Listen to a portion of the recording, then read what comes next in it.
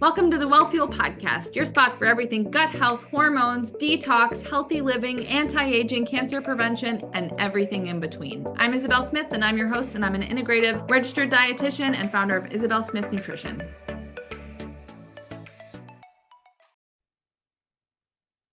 Hello, friends, and welcome back to the WellFuel Podcast. This is Isabel, and I'm your host, and today we are doing a quickie episode FAQ. What should I be taking to help support my lymphatic system? Well, newsflash, friends, there are certainly items that we're going to talk about, but the biggest, most important thing is identifying why your lymphatic system is sluggish and cranky and slow.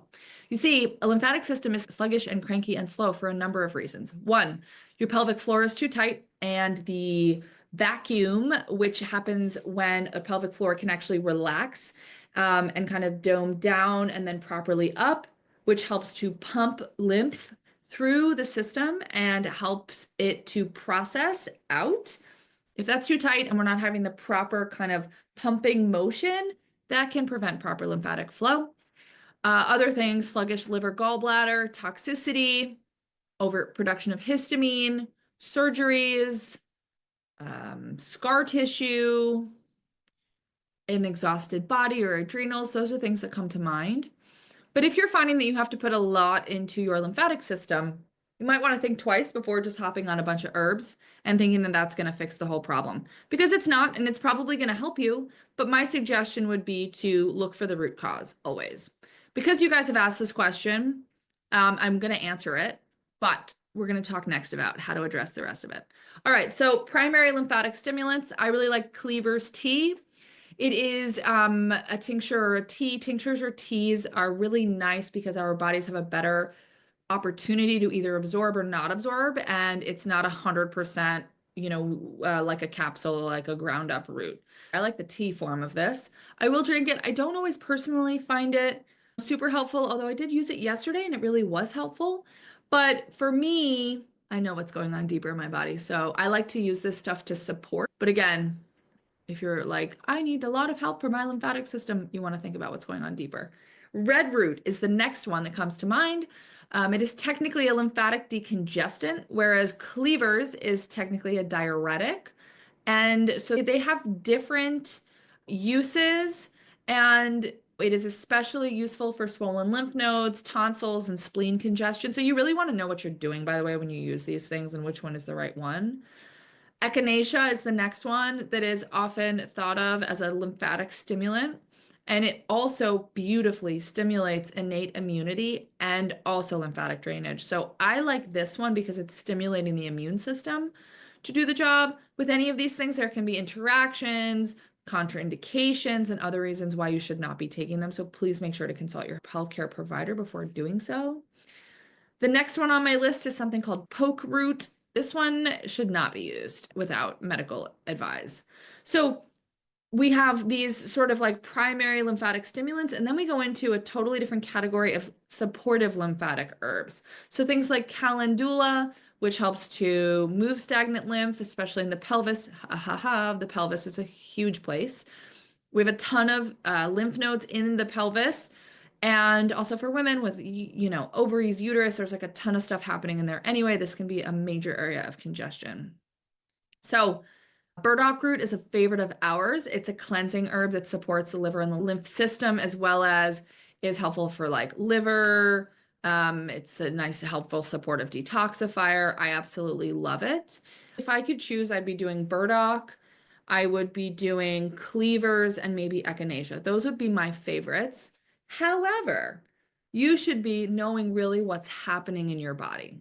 So like I said in the beginning of this, if you don't know what is happening and you're just like sitting, pushing on your lymphatic system, dry brushing, sauning, massaging, taking tons of salt, and you're like, it's not going anywhere, you might want to think deeper about what's probably happening in your system.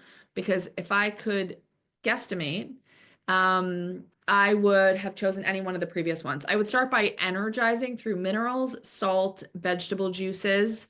See if that doesn't help a lot. I think a lot of people are undernourished, and a tired body will also not move its lymphatic system. So that's one of the first things I think about. So if that's you and you know that you're undernourished or you need more electrolytes, why don't you lean into that first? See how that helps you. And that does not mean more caffeine and stimulation. Just because you move the kidneys with a lot of caffeination does not mean that you're actually moving the system. Please hear that again, right? Two separate and important things to think about here. So I would start there. If you're like, things still aren't better, I'd look at, are you pooping well enough? If you're not pooping well enough, newsflash, you're going to have trouble with the things we just discussed. So you're really going to want to make sure that you are pooping really well. And if you're not, you're going to want to work on that. That's really important. Making sure that your both lymphatic system and your colon are working well, feeling well, moving well is uber essential if we're talking about actually moving the lymphatic system. From there, I'd look in places like gut, toxicity, heavy metals, mold. Mold can be a big one that clogs the liver lymphatic system. Those are sort of places that I go to next. But of course, things like pelvic floor, which can also lend itself to chronic constipation. Not getting enough sleep will also impact, but shouldn't be a thing where you're like, wow, why do I always have like clothing marks on my body? And like I said, we all like to focus on like the trampoline and the dance class and all these things to move our lymphatic systems, but our lymphatic systems should be moving. One really impactful thing that I have found recently is that changing my leggings that I'm sitting in or my pants that I'm sitting in and reducing toxicity. And again, I'm really sensitive to this kind of stuff, which is why it's actually also a topic we're talking about because I can add to it personally.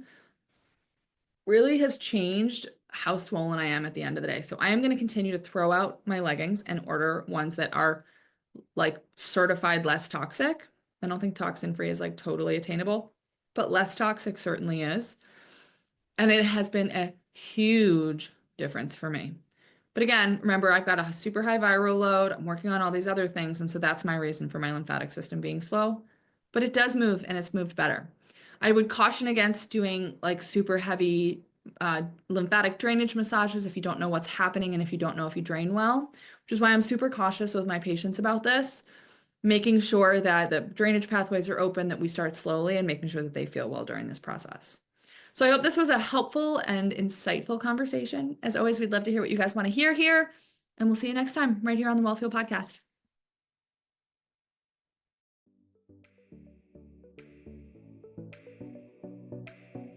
As always, thanks so much for listening to the WellFuel Podcast. We're so happy to have you. To make sure you don't miss a beat, please subscribe either on Apple or Spotify because we have tons of great content. If you want to make sure that you're up to date on everything we're doing in the business with our clients and new offers and all the things, make sure that you check us out at Isabel Smith Nutrition on Instagram and isabelsmithnutrition.com. See you guys soon.